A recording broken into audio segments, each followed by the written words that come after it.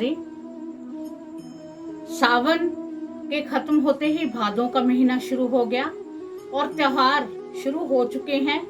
कभी कोई व्रत है, कभी कोई त्योहार है, तीजों का त्योहार निकला है, अभी रक्षाबंधन, और इसके बाद अब रक्षाबंधन के बाद में कौन सा व्रत है, कौन सा त्योहार है, आज हम उसके विषय के बारे में चर्चा करेंगे। और भगवान शिव माँ जगदम्बा की प्रसन्न करने हेतु उनका आशीर्वाद लेने के लिए आज हम जिस विषय पर चर्चा कर रहे हैं वो है कजरी तीज। कजरी तीज जिसे बूढ़ी तीज भी कहा जाता है, और ये मेनली जो त्योहार है राजस्थान का है, पर ये काफी जगहों पर मनाया जाता है। जैसे पहले जो गणपति जी का बिठाते थे वो क्या था, महाराष्ट्र की साइड में, बॉम्बे वाली साइड पे उनको बिठाया भी जाता था और उनका विसर्जन भी किया जाता था। पर आजकल वो सभी जगह हो चुका है, पंजाब में मनाया जाता है, दिल्ली में भी, हर जगह पर उनको बिठाया जाता है, उनका आगमन करवाया जाता है, उसके बाद विसर्जन होता है। ऐसे ही ये कजरी तीज है जिसको हम बूढ़ी तीज कहते हैं। ये तीज का त्योहार भी मोस्टली काफी जगह पर मनाया जाता है। पहले ये ज्यादा जो पॉपुलर था वो राजस्थान में था, और उसके बाद में अगर था तो वो मध्य प्रदेश में, पर अब हर जगह मनाया जा रहा है। ये व्रत एक ऐसा व्रत है जो पत्नियां अपने पति के सौभाग्य के लिए रखती हैं। इसमें पति का सौभाग्य क्या, ये नहीं कि पति ने सुहागन के लिए कि उनकी लंबी आयु हो, ये तो है ही है। इसका 100 जैसे हम कह देते हैं कि जैसे करवा चौथ है, उसका मेनली है कि हमारे पतियों की लंबी उम्र हो, हम इसलिए रखते हैं। इसका भी मेन मोटिव यही है। बट इसके साथ क्या है कि हमारे पति किसी भी दिक्कत में ना आए। आजकल का जो समय है वो फॉरवर्ड हो चुका, काफी आगे बढ़ चुका है। ऐसी कोई बात नहीं, हमारा ये है कि हमारे जो पति हैं या हमारा पूरा परिवार है सफलता के लिए आगे बढ़े। तो ऐसे ही हमारे ग्रंथों में जो व्रत बताए गए हैं उसको बहुत उनका महत्व होता है।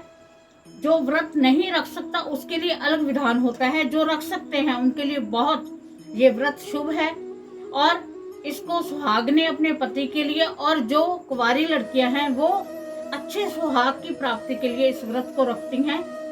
भगवान शिव को, माँ पार्वती जी को 3 ही तीज प्यारी हैं। एक तो हरियाली तीज, एक हरतालिका तीज, और तीसरी कौन सी, कजरी तीज। कहते हैं कि भगवान शिव का जब माँ पार्वती ने 108 जन्म लेकर 108वें उसमें उन्होंने कितनी तपस्या की, उनकी तपस्या की निशानी थी कि पूरे का पूरा सावन का महीना उनकी उसमें मनाया जाता है। और भगवान शिव और माँ पार्वती जी का इसी माह में, भादों के माह में ही मिलन हुआ था। तो इस तीज का एक अलग ही महत्व है। तो आज हम जो विषय पर चर्चा कर रहे हैं, पहले तो ये कि इसको रखने से आपके घर में आने वाला कोई भी संकट है वो नहीं आता, क्योंकि इस पर भगवान शिव और माँ गौरा जी की विशेष कृपा होती है। माँ गौरा जी को कहते हैं कि भगवान शिव जब प्रसन्न हुए थे तो माँ गौरा जी पार्वती जी बहुत प्रसन्न थी। तो उनको लगता है कि जो भगत इन दिनों में उनको याद करते हैं, स्मरण करते हैं, उनका भक्ति पाठ करते हैं, पूजा करते हैं, व्रत रखते हैं, उनको वो विशेष कृपा देती हैं। तो हम सब ने सावन के महीने में पूरी उनकी विशेष कृपा पाई है। आज हम जो तीज है, इस कजरी तीज को रखकर हमने अपने भगवान शिव की विशेष कृपा पानी है। तो चलो ये कजरी तारीख, इसका मैं बताऊं कि कौन सी तारीख है जिसको ये कजरी तीज मनाई जानी है। ये है 2 सितंबर। 2 सितंबर को ये 11:50 से स्टार्ट हो जाएगी। 1 सितंबर को ये 11:50 पे ये शुरू हो जाएगी, और 2 सितंबर को ये 8:49 पर समापन होगा इसका। तो ये व्रत रखने की जो डेट है वो है 2 सितंबर।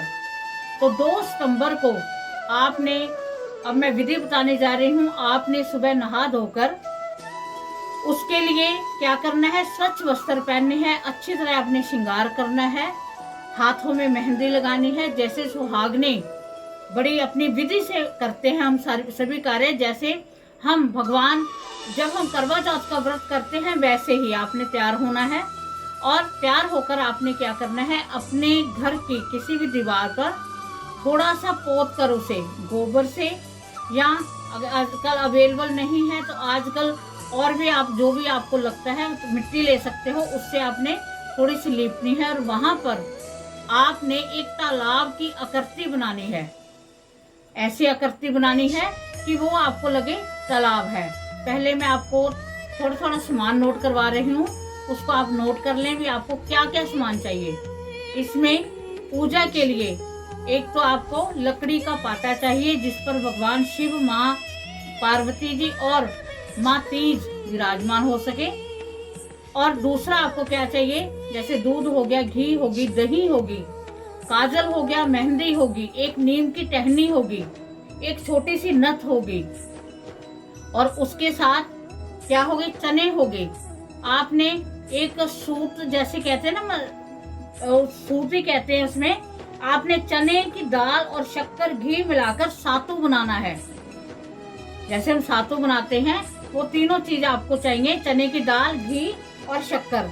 और इसके साथ आपने क्या करना है, ये सभी चीजें ले लेनी है आपने। साथ में धूप, दीप, पुष्प और गंगा जल, चरणामृत बनाने के लिए सभी चीजें, और केले के पत्ते जो आप जब आप पाटा भगवान शिव, माँ पार्वती जी और कजरी जो तीज है उनको बिठाओगे आप तीज माता को, तो उसके साथ में आप केले के पत्ते लगाने हैं। अगर आपको लगे कि ज़्यादा बड़े नहीं तो आप छोटा सा प्रारूप कर सकते हो।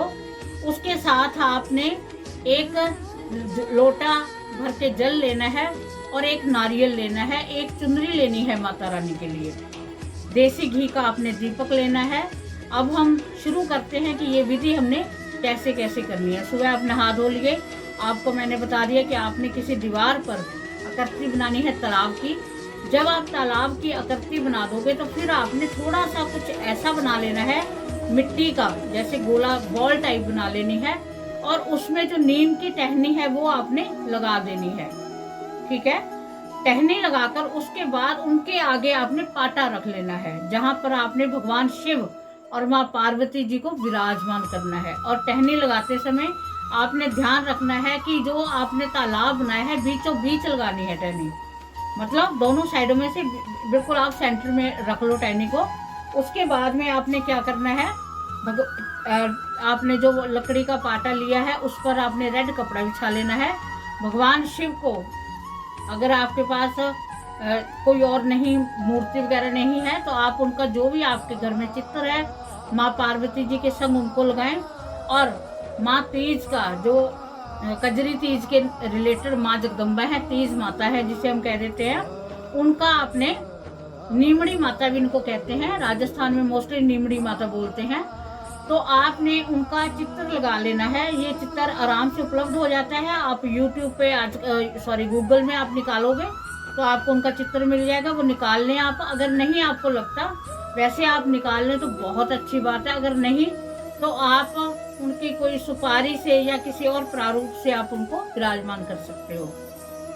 उसके बाद आपने उनको गंगा जल से स्नान करवाना है, आपने उनको तिलक लगाना है, और जो पिछली दीवार है जहाँ पर आपने तालाब बनाया है वहाँ पर 13 टीके आपने काले काजल के लगाने हैं, 13 ही आपने मेहंदी के लगाने हैं, आपने मेहंदी भी साथ लेनी है, और 13 ही आपने रोली के लगाने हैं।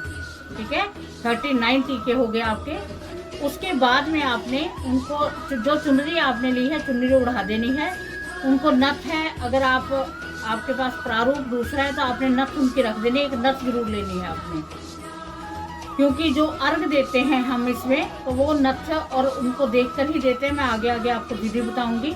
इसमें जब आपने सुबह उठना है, जैसे हम करवा चौथ में सुबह सरगी खा लेते हैं, आपने कुछ ना कुछ खा लेना है। और इसमें जो व्रत का खाना होता है वो जौ, गेहूं, चने और सातू मैंने आपको बताया है, ये विशेष होता है। तो आपने कहानी इसमें जरूरी होती है, जैसे इसकी जरूरी है करवा चौथ की, ऐसे ही इस व्रत की कहानी जरूरी है। तो आपकी कहानी आपको डिस्क्रिप्शन में मिल जाएगी, आप इससे कर लें। वैसे इसकी वीडियो भी साथ में ही डल रही है इसकी, तो इस कहानी को आपने बैठकर सारी जोत वगैरह जगाकर कहानी आपने चला लेनी है। बैठकर आप कहानी सुन सकते हैं। माँ जगदम्बा को आपने चुनरी उड़ानी है और दीपक जगाकर आपने अपना व्रत चल देना। सारा दिन आपने माँ जगदम्बा का ध्यान करना है, उनसे प्रार्थना करनी है कि उनके घर में कोई भी विघ्न बाधा है, घर में कोई क्लेश है तो क्लेश का निवारण हो, घर में प्यार स्मृति बढ़े, और बच्चों में अगर कोई दिक्कत है तो बच्चों के लिए प्रार्थना करें। माँ जगदम्बा, भगवान शिव, वही पार्वती, जो आप कहोगे वही कार्य होगा। आपका जो सुहाग है वो उसकी दीर्घ आयु हो, उसकी जो भी तकलीफें हैं सभी तकलीफें दूर हो, घर में सुख समृद्धि का प्रवेश हो। उसके बाद में आपने क्या करना है, जब शाम होगी तब आपने क्या करना है, तब आपने वो जो आपने दीपक जगाना है वो वैसे ही दीप में बीच में आपने वो दीपक जगा देना है। दीपक इस भाव से जगाना है कि जो उसकी परछाई है वो दीवार पर पड़े, मतलब उसकी लाइट है वो दीवार पर हो, तो जो टहनी आपने बीचों बीच लगाई है उसकी जो परछाई है वो आपको उसके बीच में से दिखेगी। और जो आपकी नथ है वो नथ को चाहे आप उठा के वो नथ को भी आपने जोत की जो परछाई बनेगी उसमें से आपने देखनी है, जो लाइट डलेगी मतलब, ठीक है। जैसे ये दीवार होगी, ये ऐसे बन गया, यहाँ पर आपने दीपक जगा दिया, जब आप देखोगे तो बीच में आपको उनकी आकृति दिखेगी। आपने उनको देखकर फिर प्रणाम करना है, तो समझ लो आपका वो होगा। उसके बाद में आपने जल से चंद्रमा को अर्घ दे देना है। अर्घ देते समय आपने प्रार्थना करनी है कि हमारे घर में सुख समृद्धि हो, हमारी जो आपकी इच्छा है वो इच्छा आपने रखनी है। इस बीच में आपने 7 पेड़े आटे के बनाने हैं या आपने 7 रोटियां बनानी हैं, ठीक है। वो 7 रोटियां बनाकर उसके ऊपर गुड़ और चना रखकर आपने उस दिन गाय को अवश्य देना है। ये एक व्रत में जैसे हम किसी ब्राह्मण को दे देते हैं खाने को, इसमें 7 गाय को आपने जरूर देना है। अगर आपके घर के पास गाय ज़्यादा अवेलेबल ना हो तो एक ही गाय को आप 7 पेड़े या रोटियां और उसके ऊपर गुड़ और चना तीनों चीज़ें रखकर आपने अवश्य देनी है। इससे आपका व्रत है वो संपूर्ण हो जाएगा और आपने भगवान शिव से, माँ पार्वती से, और जो नीमड़ी माता हैं जिनको हम तीज माता कहते हैं, जिनको हम बूढ़ी तीज माता कहते हैं, उनसे आपने प्रार्थना करनी है कि आप उन पर प्रसन्न हों, आप पर उनकी विशेष कृपा हो। आप ऐसा करके देखें, आपको इसका बहुत विशेष लाभ मिलेगा और आपके लिए ये व्रत अति शुभदायी शुभ फल रहेगा। देखो, YouTube चैनल है आपके सामने, आपका ही ये चैनल है, आपको हर इन्फॉर्मेशन देनी मैं अपनी एक ड्यूटी ही समझती हूँ कि आपको बताया जाए। जरूरी नहीं कि एक ही जगह के कोई लोग जुड़े हुए हैं इससे, राजस्थान के भी हैं, हरियाणा के भी हैं, MP के भी हैं, बहुत दूर दूर से लोग जुड़े हुए हैं हमारे साथ। तो सभी को ये कहा जाता है। और एक मैं विशेष सूचना आपके लिए, जिन्होंने ये व्रत नहीं रखना, हो सकता है किसी की प्रॉब्लम हो, किसी कोई व्रत नहीं रख सकता, तो एक तो उस दिन आपने सातों जरूर बनाना है, जो मैंने आपको बता दिया है, चना, शक्कर और घी से बनेगा, तो आपने वो सातों अवश्य बनाना है। सेकेंडली, आपने कथा अवश्य सुननी है।